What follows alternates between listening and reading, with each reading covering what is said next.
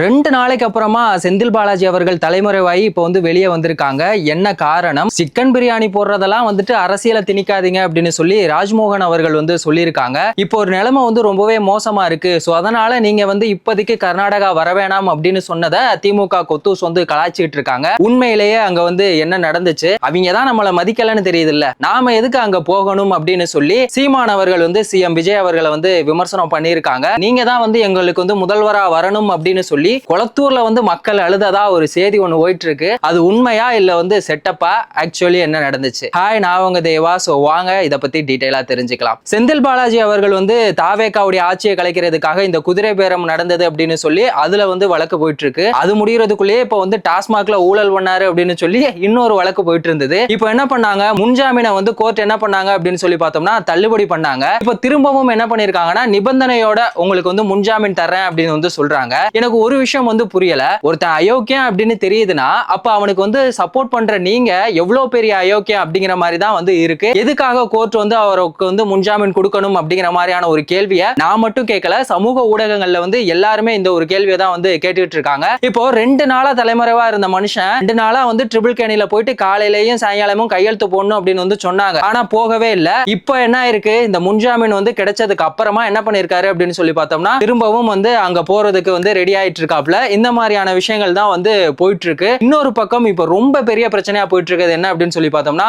இந்த காவிரி பிரச்சனை தான். தமிழ்நாட்டுக்கு கர்நாடகா வந்து தண்ணி தர மாட்டேன் அப்படின்னு சொல்லிட்டு இருக்க அந்த ஒரு விஷயம் தான் வந்து ரொம்ப பெரிய பேசுபொருளா போயிட்டு இருக்கு. இப்ப கர்நாடகாவோட முதலமைச்சர் என்ன சொல்லிட்டாரு அப்படின்னா இப்போ நிலைமை வந்து ரொம்பவே மோசமா இருக்கு, சோ அதனால நீங்க வந்து வராதீங்க அப்படின்னு வந்து சொல்லிட்டாங்க. அவ்வளவுதான். திமுகவோட கொத்தூஸ்லாம் என்ன பண்ணிட்டாங்க? அவ்வளவுதான், அசிங்கப்பட்ட ஆட்டோக்காரன் அப்படிங்கிற மாதிரி நம்ம சிஎம் விஜய் அவர்களை வந்து கர்நாடகாவோட முதலமைச்சர் வந்து அசிங்கப்படுத்திட்டாரு அப்படின்னு வந்து சொல்லி கலாய்ச்சிட்டு இருக்காங்க. ஆக்சுவலி என்ன நடந்துச்சு அப்படின்னு சொல்லி பார்த்தோம்னா இப்ப கர்நாடகாவுல நிலைமை அப்படிங்கிறது ரொம்பவே மோசமா இருக்கு அப்படின்னு சொன்னது எதுக்கு அப்படின்னா இப்ப ஜனநாயகனோட போஸ்டர் எல்லாத்தையுமே வந்து அங்க கிளிக்கிறது, பேனர் எல்லாம் வந்து கிளிக்கிறது, அந்த மாதிரியான விஷயங்கள் ஒரு பக்கம் போயிட்டு இருக்க. இன்னொரு பக்கம் மெயினான ரீசன் என்ன அப்படின்னு சொல்லி பார்த்தோம்னா இந்த காவிரி சம்பந்தமான பிரச்சனைக்கான அந்த ஒரு முடிவை என்ன பண்றாங்கன்னா ஆகஸ்ட் 2ஆம் தேதி கர்நாடகாவுல வந்து ஒரு கூட்டம் நடக்க போறதா வந்து சொல்லியிருக்காங்க. சோ அதனால வந்து தான் இதை வந்து ஒத்தி வச்சிருக்காங்களே தவிர நீங்க வந்து நிரந்தரமா வர வேணாம் அப்படின்னு சொல்லி கர்நாடகாவோட முதலமைச்சர் வந்து சொல்லவே இல்ல. இன்னொரு பக்கம் சீமான் அவர்கள் என்ன கேட்கிறாரு அப்படின்னா அவங்க தான் வந்து நம்ம போட்ட சட்டத்தையும் மதிக்கல, நமக்கும் தண்ணியும் தரமாட்டேன் அப்படிங்கிறாங்க. இப்படியே வந்து போய் பேசினா மட்டும் நமக்கு தண்ணி கிடைச்சிருமா அப்படிங்கிற ஒரு கேள்வியை வந்து கேட்டிருக்காங்க.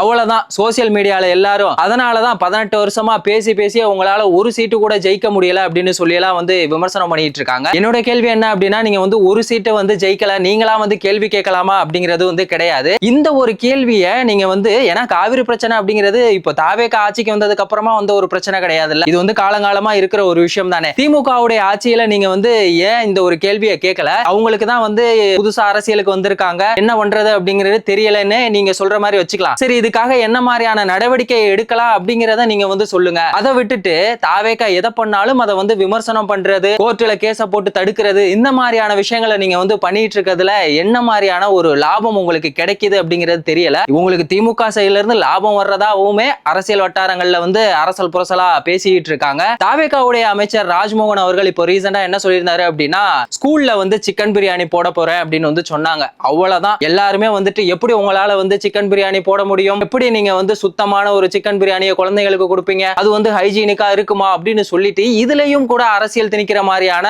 ஒரு விஷயங்களை வந்து பண்ணிட்டு இருக்காங்க. இப்போ ரீசெண்டா அதுக்குமே அவர் என்ன சொல்லிட்டாரு அப்படின்னா சைவம் சாப்பிடுறவங்க சைவம் சாப்பிடட்டும், அசைவம் சாப்பிடுறவங்க அசைவம் சாப்பிடட்டும், இதுலயும் கொண்டு போய் அரசியல் எல்லாம் வந்து திணிக்காதீங்க அப்படிங்கிற மாதிரியான ஒரு விஷயங்களை வந்து சொல்லியிருக்காங்க. சோ குழந்தைங்களுக்கு சிக்கன் பிரியாணி போடுறது அப்படிங்கிறது ஒரு நல்ல விஷயம் தான். ஆனா என்னுடைய ஒரு விமர்சனம் என்ன, கருத்து என்ன அப்படின்னு சொல்லி பார்த்தோம்னா இப்ப ஏற்கனவே திமுகவுடைய ஆட்சியில இங்க மதிய உணவு திட்டமா இருக்கட்டும் இல்ல காலை உணவு திட்டமா இருக்கட்டும் அவங்க சாப்பிடுற சாப்பாட்டுல புழு விழுகுது, பள்ளி விழுகுது, அதனால குழந்தைகள் வந்துட்டு வாந்தி மயக்கம்னு சொல்லி ஹாஸ்பிட்டல்ல வந்து அட்மிட் ஆகுறாங்க. சோ நீங்க எந்த ஒரு விஷயத்த பண்ணாலும் அதை வந்து தரமா இருக்கா அப்படிங்கிறத செக் பண்ணிட்டு குழந்தைங்களுக்கு கொடுத்தீங்க அப்படின்னா உண்மையிலே அது வரவேற்கக்கூடிய ஒரு விஷயமா தான் இருக்கும். இன்னொரு பக்கம் ராஜ்மோகன் அவர்கள்ட்ட ஒரு இளைஞர் வந்து காலில் விழுந்து எங்களுக்கு வந்து ஹெல்ப் பண்ணுங்க அப்படின்னு சொல்லி கேட்டிருக்காரு. என்ன அப்படின்னு சொல்லி பார்த்தோம்னா இந்த பட்டியலின சமூக மக்களை வந்துட்டு படிக்க விட மாட்டாங்க, அவங்க படிக்கிறதுக்கு தடையான விஷயங்களை வந்து தொடர்ந்து பண்ணிட்டே இருக்காங்க அப்படிங்கிற மாதிரி ஒரு கருத்தை வந்து வச்சிருக்காரு. அதுக்குமே ராஜ்மோகன் அவர்கள் என்ன சொல்லியிருக்காங்க அப்படின்னா ஒரு பக்கம் நீங்க வந்து என்ன வந்து ரொம்பவே விமர்சனம் பண்ணிட்டு இருக்கீங்க, இன்னொரு பக்கம் ஹெல்ப்னு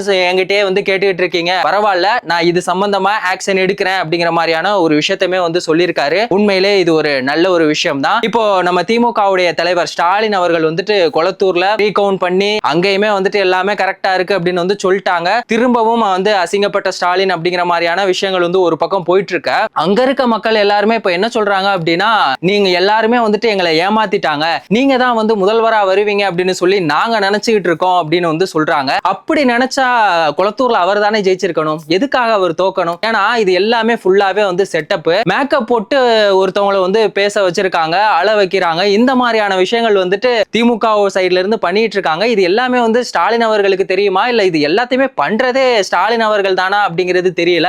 எதுக்காக தான் இந்த மாதிரி விளம்பரம் பண்ணிட்டே இருக்காங்க அப்படிங்கிற ஒரு விஷயம் வந்து இப்ப வரைக்குமே ஒரு கேள்விக்குறியா தான் இருக்கு. ஏன்னா போன ஆட்சியில அவங்க வந்து தாவேகாவை தோக்கடிக்கணுங்கிறதுக்காக விளம்பரம் பண்ண செலவை வந்து மக்களுடைய நலத்திட்டத்துக்காக பண்ணியிருந்தாங்கன்னு வைங்களேன், கண்டிப்பா திமுக தான் வந்து திரும்ப ஜெயிச்சிருப்பாங்க. அவங்க மக்களுடைய பணத்தை வந்து கொள்ளையடிக்கிறத தான் வந்து முழு வேலையா வச்சுக்கிட்டு இருந்தாங்க. அது எல்லாமே வந்து இப்ப தெரிய வந்ததுனாலதான் இந்த ஒரு மாற்றம் அப்படிங்கிற ஒரு விஷயமே வந்து நடந்துகிட்டு இருக்கு. இப்பவுமே பாத்தீங்கன்னா அவங்களால இந்த தோல்வி அப்படிங்கிற ஒரு விஷயத்த வந்து அவங்களால ஏத்துக்கவே முடியல. அதுதான் வந்து முக்கியமான ஒரு காரணமா இருக்கு. இது எல்லாத்தையும் தாண்டி இம்பார்ட்டன்டான ஒரு விஷயம் என்ன அப்படின்னு சொல்லி பார்த்தோம்னா, இப்ப வந்து இந்த பட்ஜெட் தாக்கல் கூட்டம் வந்து இப்ப நடக்க போகுது சட்டமன்றத்துல. எப்படியாவது விஜய் அவர்களை அடிச்சு காலி பண்ணிடணும் அப்படின்னு சொல்லி உதயநிதி அவர்கள் பயங்கரமான மாஸ்டர் பிளான் போட்டுக்கிட்டு இருக்காரு. தாவேகாவுடைய நிர்வாகிகள் பண்ண தப்பு என்ன, அவங்களுடைய பிரச்சனைகள் என்ன, அவங்க பிரச்சாரத்துல பண்ண பிரச்சனைகள் என்ன, இந்த மாதிரியான விமர்சனங்கள்லாம் வந்து அவங்க மேல வைக்கப்படுது அப்படின்னு சொல்லிட்டு அவங்களை எப்படியாவது லாக் பண்ணணும் அப்படின்னு சொல்லிட்டு உதயநிதி ஸ்டாலின் அவர்கள் வந்து பக்காவா பிளான் பண்ணிட்டு இருக்காங்க.